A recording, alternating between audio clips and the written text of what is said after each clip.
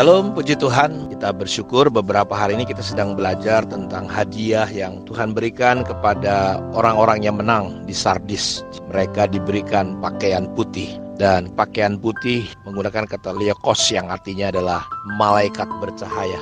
Di dalam Alkitab diceritakan bagaimana ketika malaikat datang menjumpai, ada kemuliaan seperti waktu bala tentara malaikat datang memberi tahu tentang kelahiran Yesus. Kepada gembala-gembala ada kemuliaan yang begitu luar biasa.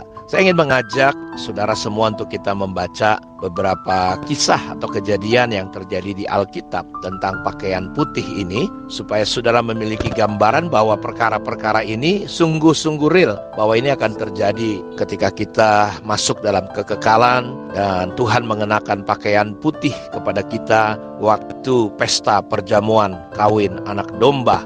Leukos juga cerita tentang kemurnian. Dalam kitab Markus pasal 9 ayat 2 mulai sampai 7, 6 hari kemudian Yesus membawa Petrus, Yakobus, dan Yohanes, dan bersama-sama dengan mereka ia naik ke sebuah gunung yang tinggi. Di situ mereka sendirian saja. Lalu Yesus berubah rupa di depan mata mereka, dan pakaiannya sangat putih berkilat-kilat. Tidak ada seorang pun di dunia ini yang dapat mengelantang pakaian seperti itu. Maka tampaklah kepada mereka Elia bersama-sama dengan Musa. Keduanya sedang berbicara dengan Yesus. Kata Petrus kepada Yesus, "Rabi, betapa bahagianya kami berada di tempat ini. Baiklah, kami dirikan 3 kemah, 1 untuk engkau, 1 untuk Musa, dan 1 untuk Elia." Ia berkata demikian sebab tidak tahu apa yang harus dikatakannya, karena mereka sangat ketakutan. Maka datanglah awan menaungi mereka, dan dari dalam awan itu terdengar suara, "Inilah anakku yang kukasihi, dengarkanlah dia." Jadi kita melihat ketika sesuatu yang ilahi,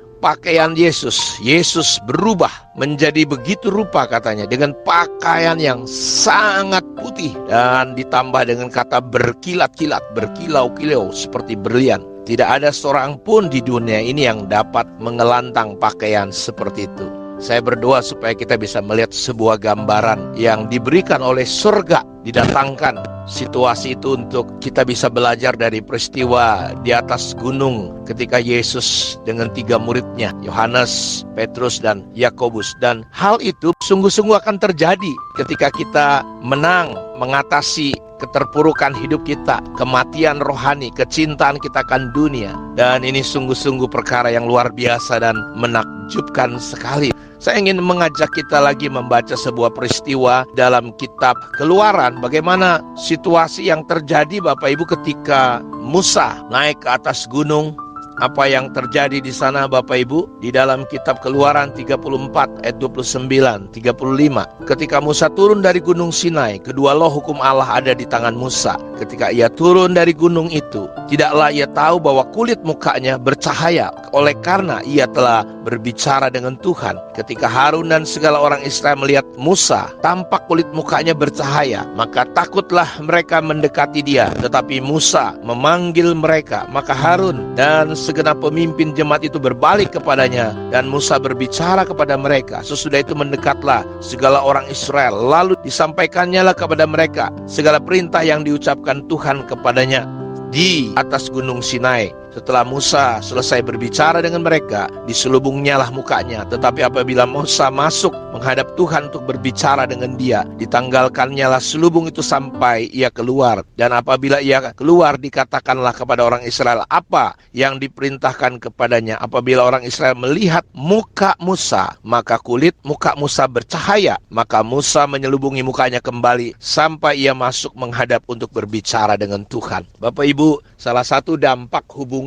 persekutuan kita dengan Tuhan, orang seringkali melihat anak-anak Tuhan itu mukanya bercahaya. Pengalaman saya sebagai seorang hamba Tuhan, ketika saya sedang berkhotbah, terkadang ada orang berkata, "Ih, tadi muka Bapak bercahaya." Jadi ini hal yang sebenarnya lumrah, natural, alamiah sekali ketika Bapak Ibu memiliki hubungan persekutuan dengan Tuhan. Ketika Bapak Ibu menjaga hidup Bapak Ibu sungguh-sungguh, maka ada kemuliaan Tuhan, ada cahaya kemuliaan Tuhan yang turun dan menyelimuti hidup kita. Sama seperti peristiwa yang terjadi di gunung. Yesus dan murid-murid melihat bagaimana sampai pakaian Yesus itu dikatakan putih berkilau-kilau. Dan dikatakan jelas bahwa tidak ada di dunia yang bisa membuat tukang cuci pakaian manapun, tidak bisa. Dan kita melihat peristiwa yang sama terjadi ketika Musa ketemu dengan Tuhan. Ada kemuliaan yang luar biasa,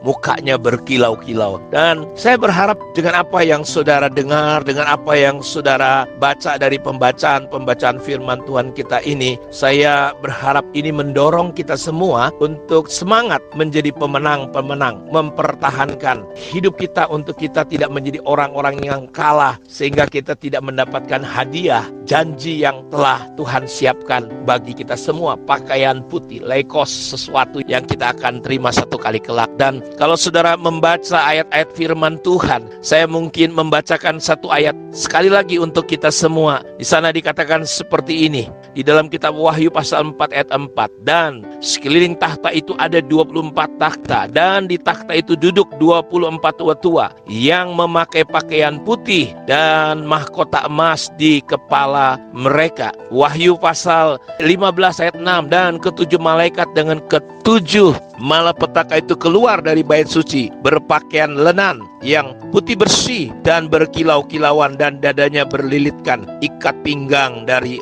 emas. Dalam Wahyu 16 ayat 15, lihatlah, aku datang seperti pencuri. Berbahagialah dia yang berjaga-jaga dan yang memperhatikan pakaiannya, supaya ia jangan berjalan dengan telanjang dan jangan kelihatan kemaluannya. Secara rohani, sebenarnya Bapak Ibu, kita sudah memiliki pakaian ini. Makanya di Wahyu 16 ayat 15 kita disuruh memperhatikan, menjaga jangan sampai pakaian kita kotor, apalagi sampai kita diangkat pakaiannya sampai kita telanjang. Seperti gereja yang ada di Laodikia, mereka didapati Tuhan berpakaian, tapi mereka telanjang.